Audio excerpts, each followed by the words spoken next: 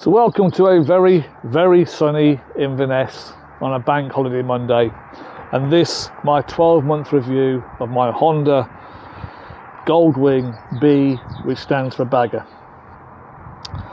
I've had the bike for 12 months. I've done 5,313 miles.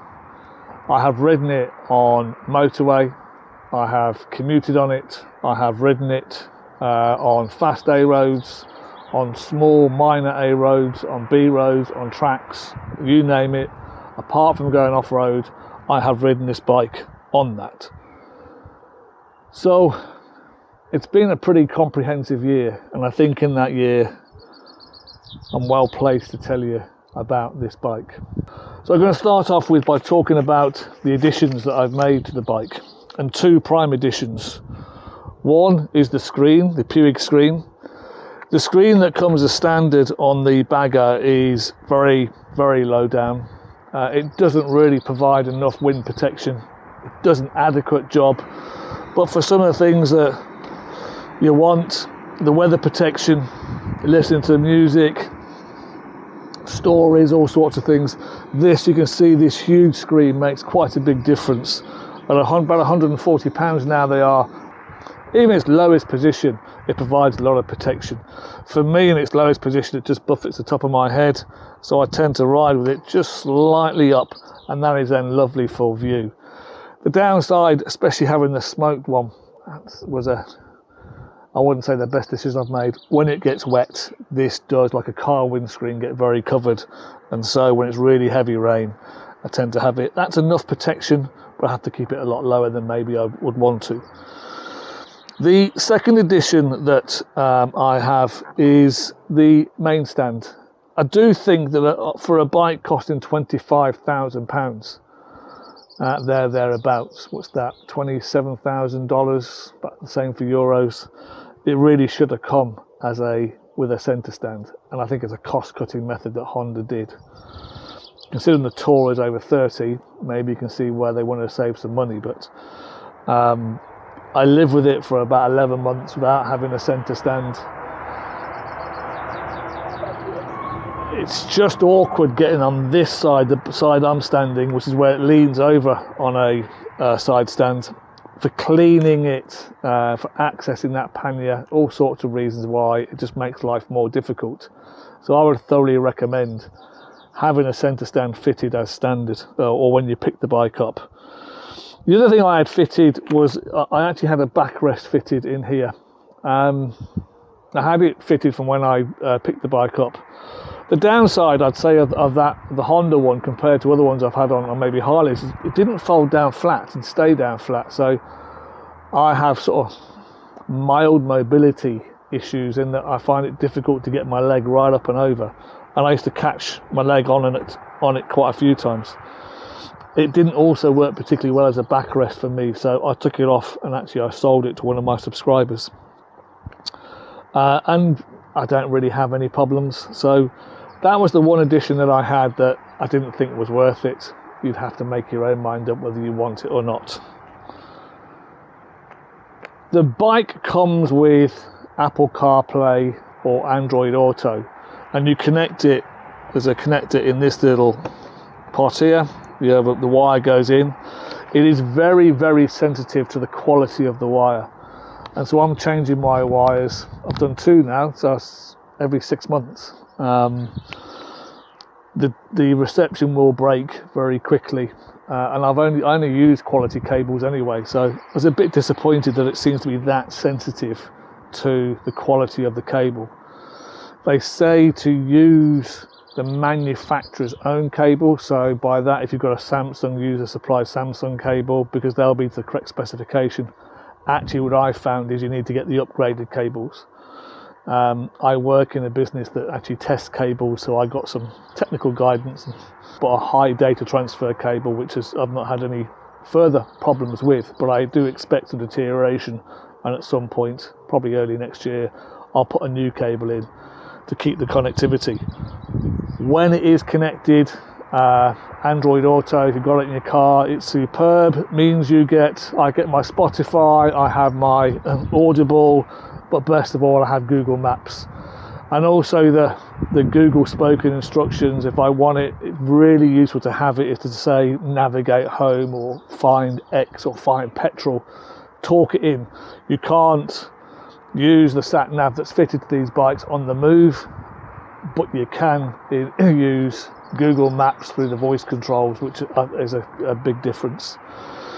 The one irritation, shall I say, is that it only works if you've got a headset connected.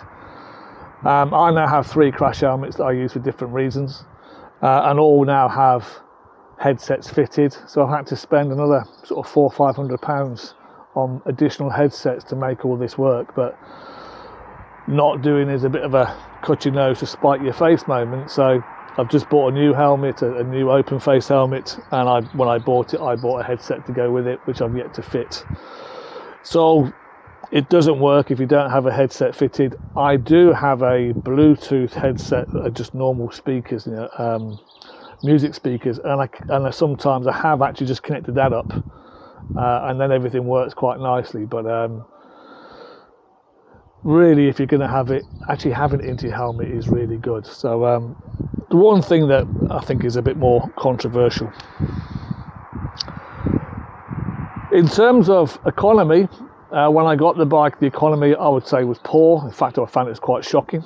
But as the miles have piled up and the engine's bedded in, the economy is significantly better.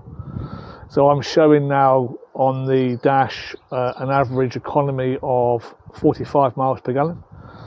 But in reality, I'm getting well over 50. I can get 270 miles to a tank. That's very careful riding or slow riding. And if I'm pushing on a little bit, and I do like to ride my bikes hard when the time is right, then that economy will drop, hence why an average of 44. But on a standard run where the engine's not particularly stressed, getting an economy of over 50 miles per gallon is fairly straightforward, and it gives me all the range that I need. When I leave here and go to England, I like to ride down to Lockerbie, and I can get there in one hit on this now, which is that's 230 miles away.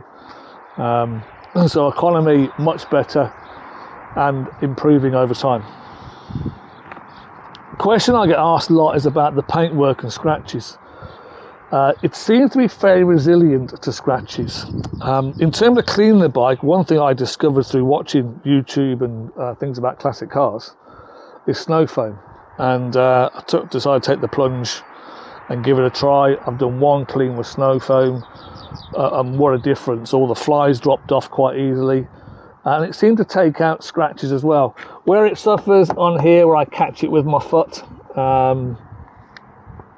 I've got one along here which is a much deeper one, which I'm not quite sure how I did that.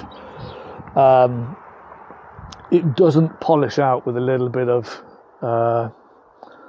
T-cut, and I'm reluctant to do what I would do, say, with a car with a sort of standard paint work, and use a little bit of a sort of 3000 grit and see if I can just polish it out.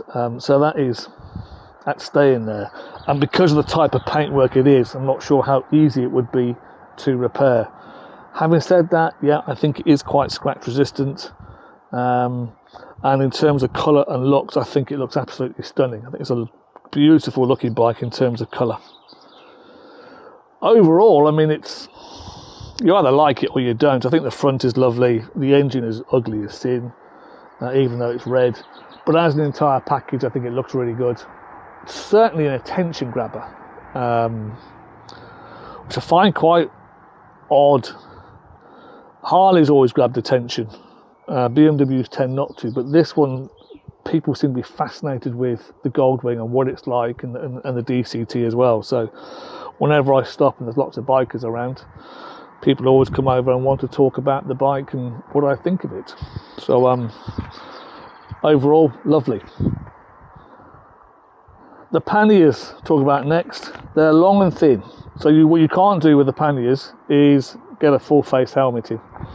It's one of those things of, do I actually need to put a helmet in the panniers? So I tend to just hook it onto here or put it somewhere else. So that's just one of those things of, don't know. I certainly haven't missed being able to put my helmet in panniers. I've got somewhere to put it. You can get a little hook on here that works perfectly well. In terms of packing, you've got to think about long and thin. So it takes a huge amount of stuff to go in here. So the panniers are very useful. They're just not wide. What that does give you is, if you're commuting, if you're going down, filtering through traffic, the bike isn't particularly wide, and so it filters very, very well. So that's really a big advantage. The ride quality, bikes this size and this weight do not or should not handle this well. But the ride quality at whatever speed, with the DCT as well, which is excellent, is superb. The bike's just a pleasure to ride at whatever speed I'm choosing to ride at. And what it does very, very well actually is go very slowly. So when I was up in Harris and I just wanted to ride very slowly and take the scenery in and enjoy the location I was in, the bike allows you to do that. Equally then, when you want to go on a little bit more and race a bit more, have a bit of fun on the bike, it allows you to do that as well. You've got to respect the size. It's not a beginner's bike. But you do that, you can really enjoy yourself. You are going to get overtaken by quicker bikes, but if you're in a race, this really is not the bike for you. Overall then, well, you can probably tell I love the bike. I really want to have a list of things that I don't like about it, but there's nothing really I don't like. So it's really hard to stand here and say, well, this doesn't work and that doesn't work. The fact that the connectivity is a bit shaky according to the wire, that's annoying. The things that aren't fitted, the low screen, no center stand, that's annoying. The narrower panniers could be annoying. But other than that, it's so comfortable, does everything well. It's a way better bike than I thought it was going to be.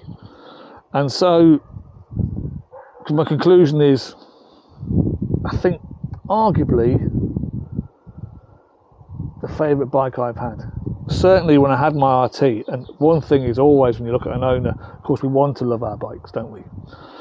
My RT, I loved it, but I gave you every problem that it had.